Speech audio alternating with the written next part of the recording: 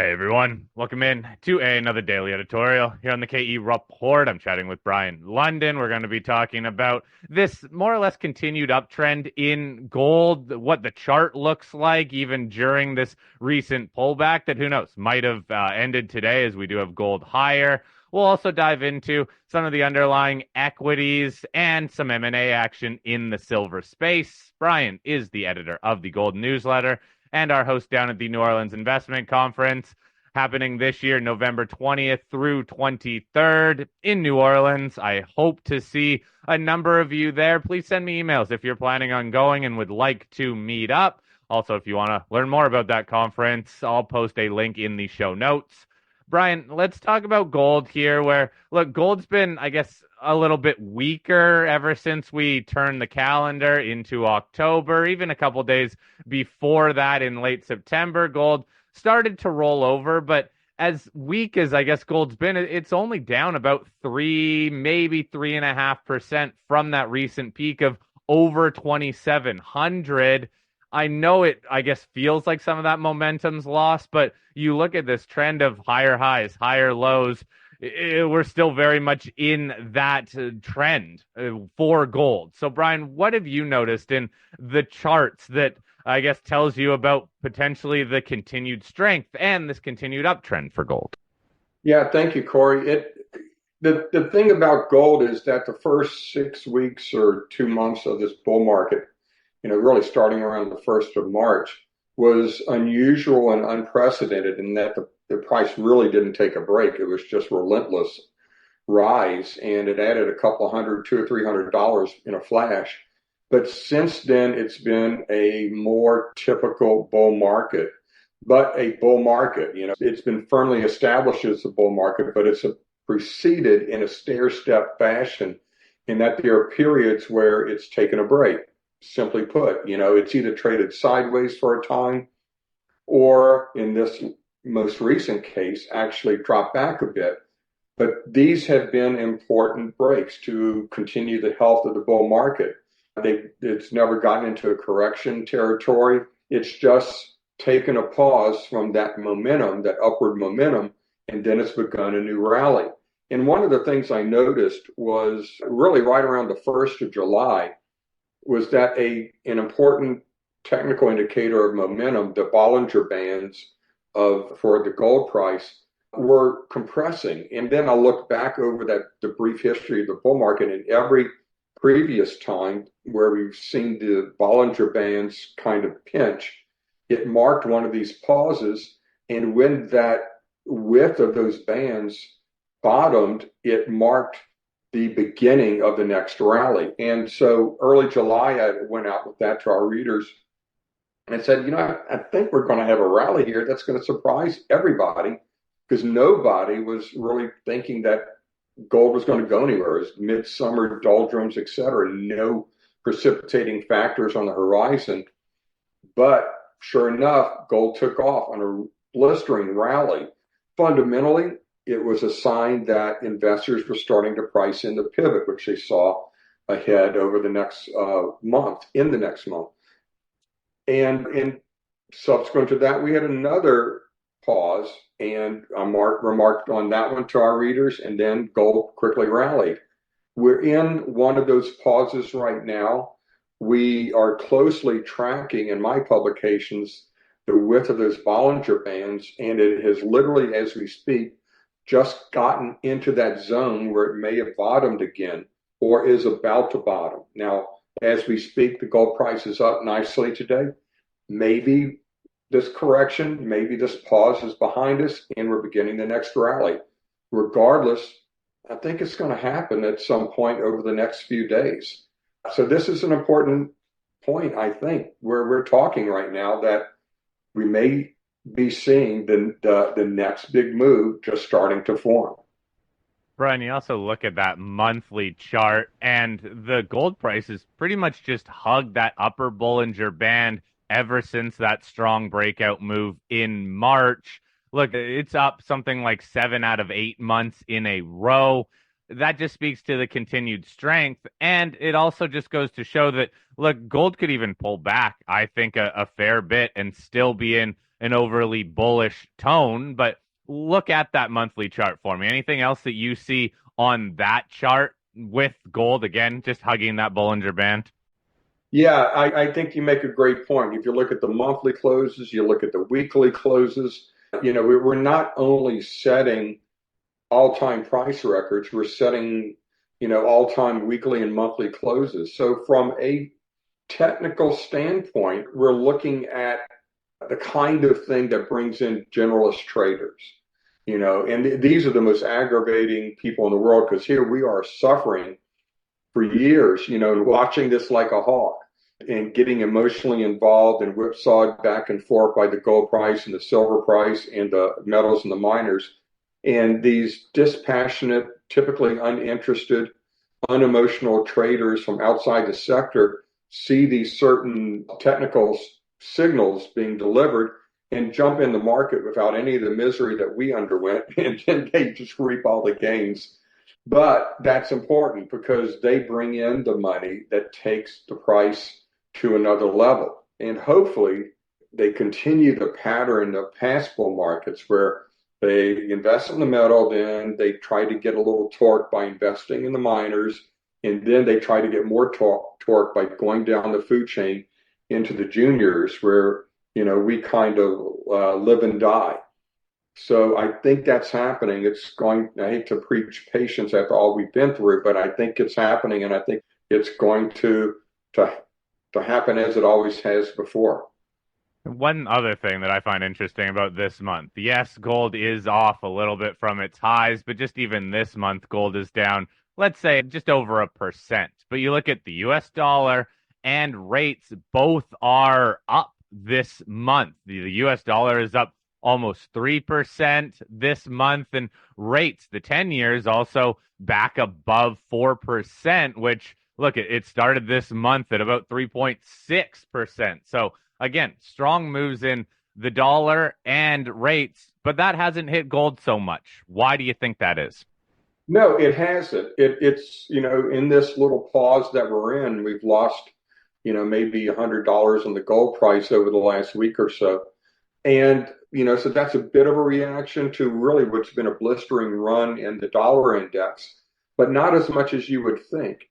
And that goes to another point that I've been making over the last year, really, to readers, is that if you look at the correlation between the gold and the dollar index and the 10-year yield, you'll see that there are occasions when that typically inverse relationship becomes a positive relationship, in that a rising dollar, rising treasury yields don't hurt gold, and gold even rises along with it. And I think when that happens, it evidences a general worry about the state of not just the return on bonds and the return on treasuries, et cetera, but the return of your money. It shows a worry about the broader U.S. and global financial system, and we saw it happen last fall around October, November, when we had tremendous deficit spending. And I think that's kind of what's happening right now, because we just had the deficit reported by the CBO and the first deficit estimates for 2024 fiscal year, and they came out at 1.8, $1.9 trillion dollars, with the economy relatively healthy and with the Fed deciding to lower rates, even though we've seen inflation a bit higher than expectations, employment in the U.S. a bit more robust than expectations. But the Fed is cutting because the Fed sees that these debt service costs are too high because of the size of the debt. And I think the world's seeing that as well. So what do you do when you're worried about everything? You go to the safe shelter of the dollar, of gold. And if you're worried about treasuries, actually, you worry about the risk to inflation, then you force treasury yields higher. And that's what we're seeing, I think, right now. Yeah, hey, gold is also just moving higher with the markets too. It just is a strong chart. But let's go down into the stocks then, because I think we can all agree that major gold miners, these guys are making money. Even the mid tiers are making money at these prices. Their stocks are also doing well, and GDX has a very similar higher high, higher low type of pattern, same as gold. The recent pullback in GDX has been about 8 to 9%, but GDX is bouncing today and it's bouncing right off some of the key moving averages like the 50-day and 50-day exponential moving average.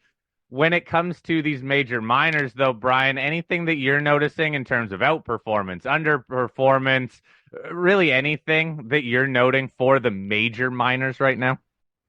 Yeah, there's arguments to be made that the miners have been underperforming. There's arguments to be made that they have been outperformed. It really depends on where you mark the start or the end of the period, what period you're looking at. But I think we're starting to see money, generous money again, coming into the big miners because those kinds of cash flows just can't be ignored. They may be coming into the gold miners reluctantly, kicking and screaming, but you have to own a sector that's performing like this. And if you're looking for torque, if you're looking for performance, it's going to be the place to be. And I think over when these quarterlies and the next quarter are where the markets are really going to see this kind of outperformance. And I think the majors are going to start shopping. You can't put that much money in the pockets of the major miners without them starting to get a little itchy and looking around and looking for what they can acquire. So far, it's generally been, if not mergers of equals, but just companies that were acquired at 15 or 20% premiums. I think we're going to see over the next quarter or so that M&A go a little further down the food chain, and you're going to see the kind of a market environment like we saw in the early 2000s.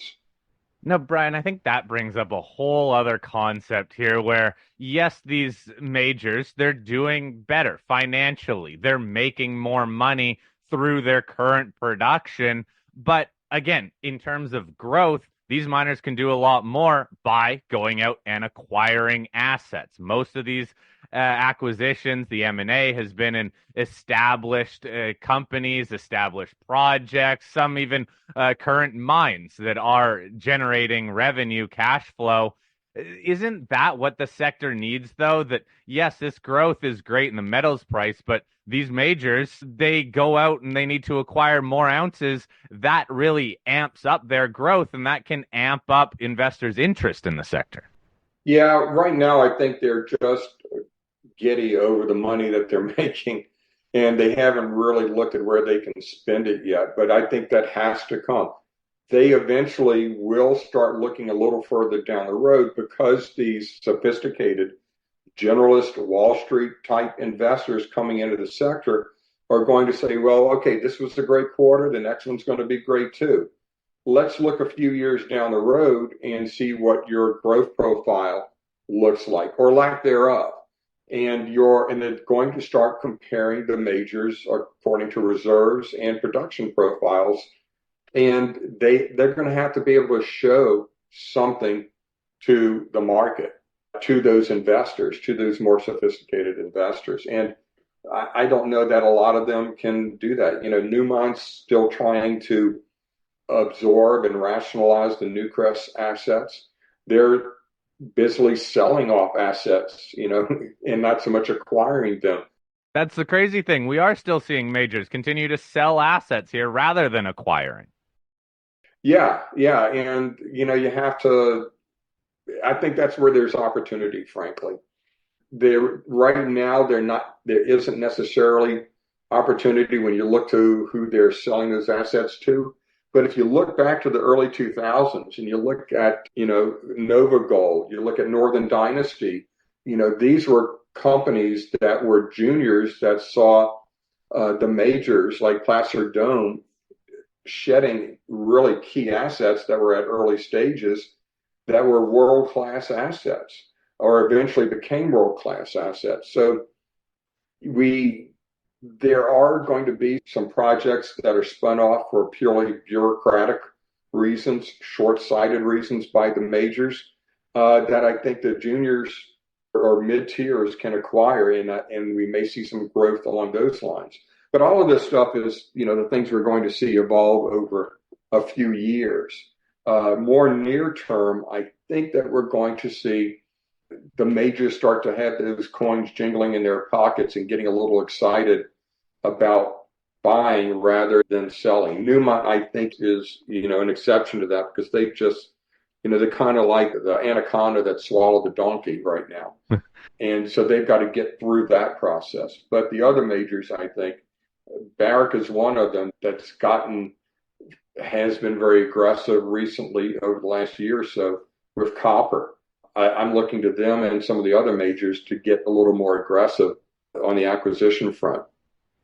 Hey, there has been a lot of M&A over the last more than a year now. It's all good. I like M&A. All M&A I think is good because it frees up capital and it shows Oh that yeah. at least some companies out there are trying to grow. And it seems right now there's so many assets out there that go out there and acquire some of these. But that brings up the next question, filtering down the food chain for some of the juniors, is that we keep hearing that there's a lack of discoveries out there, but it's not like there's a lack of resources out there that have already been defined. I know you've been pointing a lot to some of the optionality plays recently.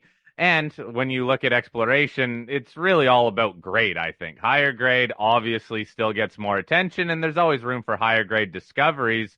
But how do you balance out that fact that, look, there are still a lot of exploration companies out there exploring for resources, but there's also a lot of resources that are defined, that are in the ground, that are just waiting for some acquirer to move them forward. Yeah, it's interesting you're saying that because it's literally something I've been thinking about over the last couple of days as I see the news wires with some really nice intersections from a lot of juniors. There's a lot of great discoveries being made right now, great discoveries being expanded, great discoveries that have been sitting there with large scale resources, economics applied to them that look good at far lower gold prices. So it's a target rich environment. It can be somewhat befuddling at times because there is so much out there in the pipeline. And, I think that means in 4 to 5 years or a little bit further down the road, we're going to see new supplies coming into the gold market. Not anything we want to worry about right now as far as supply and demand. And my big belief, as you know, is that the monetary issues always overwhelm the supply demand issues for gold. That said, it's still somewhat of a commodity, and high prices cure supply issues, and we will see more supply coming down the road in the years to come. Right now, there are just so many really attractive companies from a value perspective, even in the exploration part of the sector, where you can see that there are discoveries that need to be priced higher.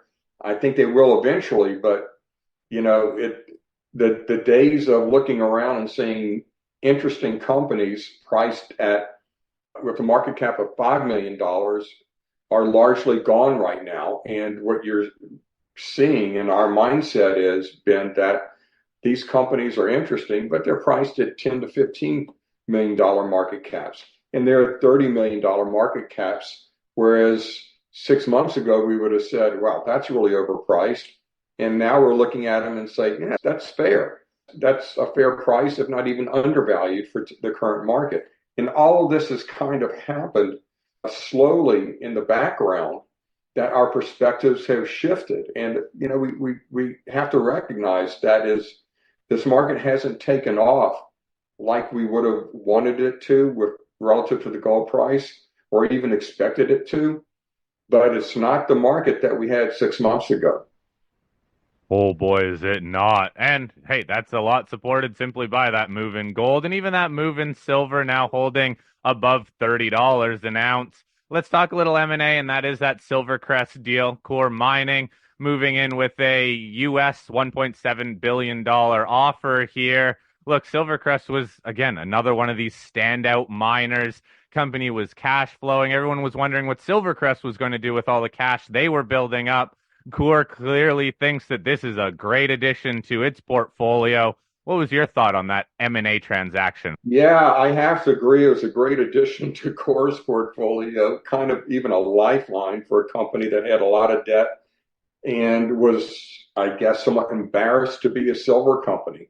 And it came out and acquired the ultimate silver play, high margins, cash rich, proud to be a silver producer, kept a lot of cash in silver and gold, really the epitome of the silver bug and even gold bug plays. And, and I can't blame the guys. They built a huge success there and it really rewarded shareholders. And, you can't look on a takeout where everybody made money in a bad way. It's not a bad deal for people to cash out and take some money. I think it's going to put some money in the market, like you say, return some capital in the market. But I look at it as a lifeline to Core, and good on them for getting it. It's a big acquisition for them, a great acquisition for them.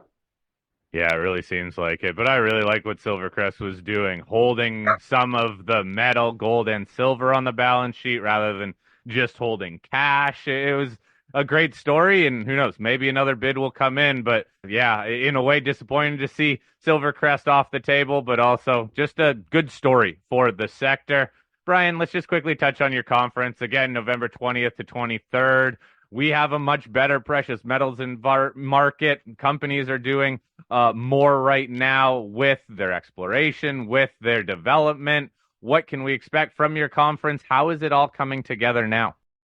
Yeah, Corey, I'm really excited about it. First and foremost, there's a track record going back decades, literally 5 decades, where in a metals and mining bull market, you want to be at the New Orleans conference because that's where tomorrow's big winners kind of surface and where you can find the big winners.